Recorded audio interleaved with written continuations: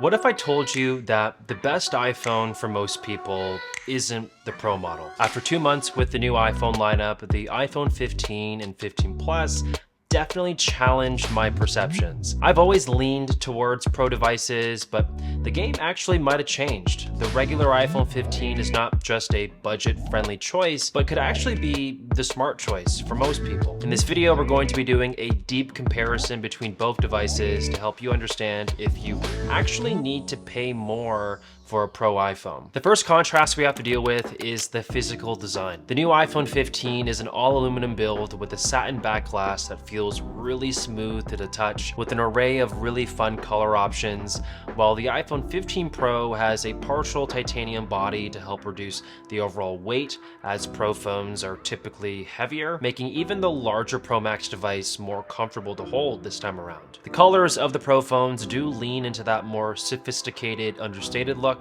with a more muted color palette, but if you're like me, the color of the phone won't matter that much, as I always put a case on it. I'm currently rocking the Aspen case from Andar, who were kind enough to partner with me on this portion of the video. Andar's approach aligns perfectly with what I believe a case should do, which is to protect your device without overshadowing its design. Their cases are made from premium full grain oil wax leather, offering a level of sophistication that's hard to find these days, especially since Apple stepped away from making leather cases. The best part is that these cases are MagSafe compatible, seamlessly fitting into the iPhone's ecosystem. So if you want a case that complements your phone's design while offering robust protection, Andar's Aspen case is the way to go. Be sure to use code TerranRule at checkout to get 15% off your order on their website at the link below. Moving on from accessorizing your phone to enhancing its functionality, let's talk about a significant feature that Apple has introduced to all new iPhones,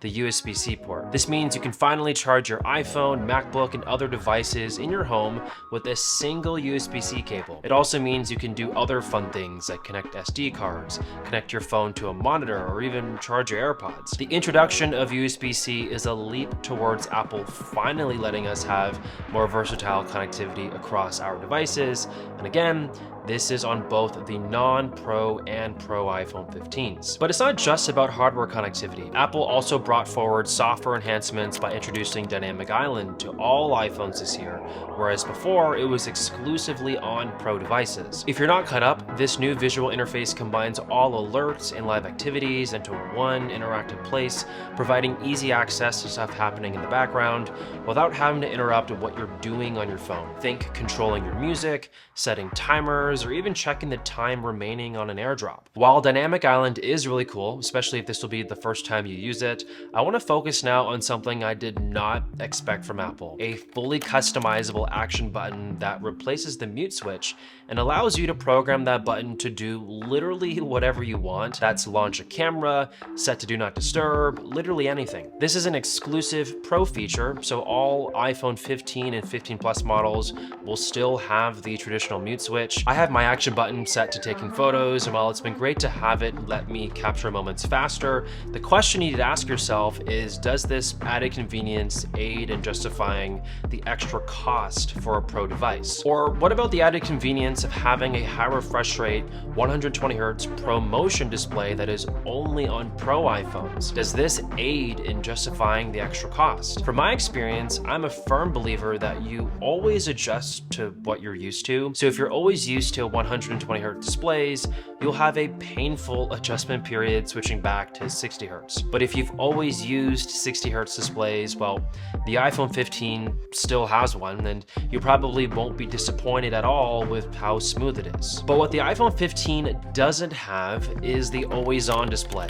and that to me poses a bit of a problem. Only the Pro iPhones get this feature, and it makes your iPhone really useful if you do have it. It allows you to make use of features like standby mode because the display doesn't turn off and you can see information at a glance. While on the regular iPhone 15, it does turn off, and it sort of defeats the purpose of this feature existing in the first place. You miss out on live activities always being displayed as well. You essentially have to tap your phone to see any kind of information, which is what we've been used to for years. Like, if you've never had an iPhone 14 Pro, which is probably a lot of you, then you've never experienced this before. So this is yet another opportunity opportunity to ask yourself if this added benefit aids in justifying the extra cost for a Pro phone. There's other benefits too that could factor into your decision, like having slightly smaller borders around the screen. It's noticeable in person on the Pro iPhones, and it does make the Pro phone look slightly more premium and immersive. But again, do you care and value having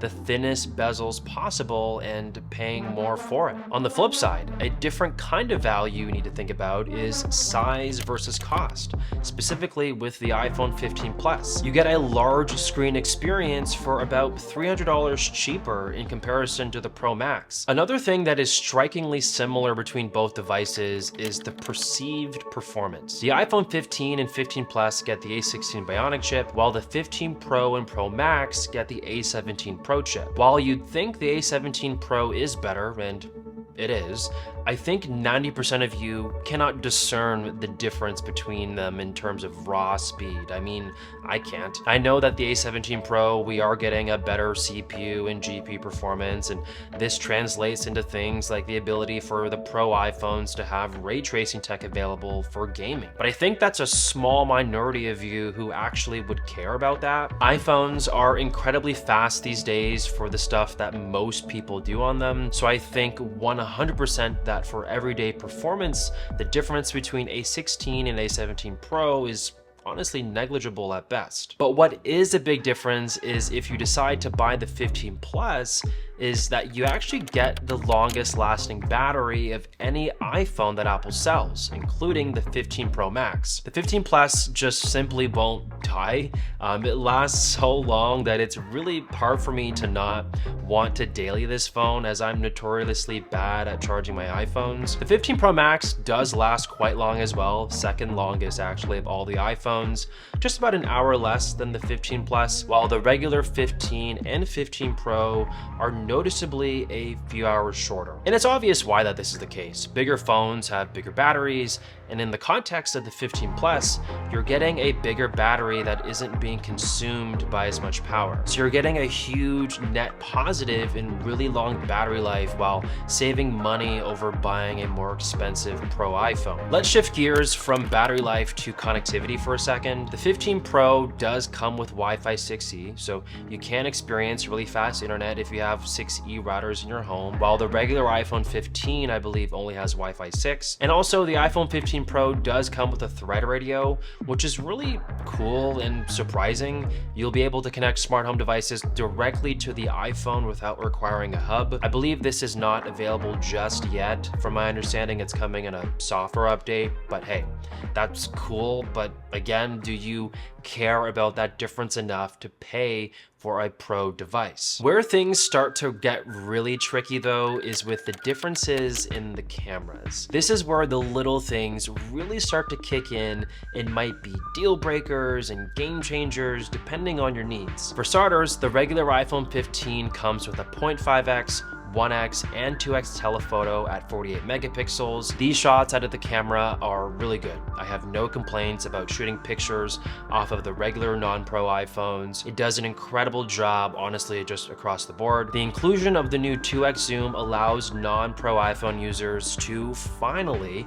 get a longer optical zoom for portraits, which is extremely useful when taking pictures of people. You also get the same portrait depth effect like on the 15 Pro, where you can capture the depth info in the photo and add in the portrait effect after the fact. So you don't need to decide whether to shoot in portrait mode or regular photo mode. You can just do regular photo mode and then add in portrait later if you decide to. Something I do need to be clear on is that the 15 Pro's 48 megapixel sensor is not the same as the one on the 15. They're bigger, they let in more light, and in theory, you should be getting a better shot. How much better and sharper are these pictures, you ask? It really does depend in the eye of the beholder, but I do have trouble seeing the difference when they are side by side. I don't think many of you can actually discern the difference of a 1x shot off of the 15 and the 15 Pro. I would say the real value of the Pro cameras is that you get the 3x or 5x zoom, depending if you get the Pro or the Pro Max, which is really useful for long range photography photography, videography, and portraits. You also get the ability to shoot ProRes RAW video, which is game-changing and gives you the ability to shoot iPhone videos that look identical to typical cinema and mirrorless cameras. And that cannot go understated. That is a huge deal, but only if you are an enthusiast videographer or even an online creator like me. And I also find night mode to be a bit better on the Pros. It doesn't need to activate the artificial night mode enhancements as often as the regular 15 for my testing, and that's totally because of the larger sensors found on the Pro devices. Now let's circle back for a second. I said in the beginning that there's a possibility that the best iPhone for most people isn't the Pro model. And we just witnessed that with the regular iPhone 15, you get USB-C, you get Dynamic Island, you get the longest battery of any iPhone, plus a larger display for cheaper if you buy the 15 Plus. The performance is identical, the cameras output at 48 megapixels too.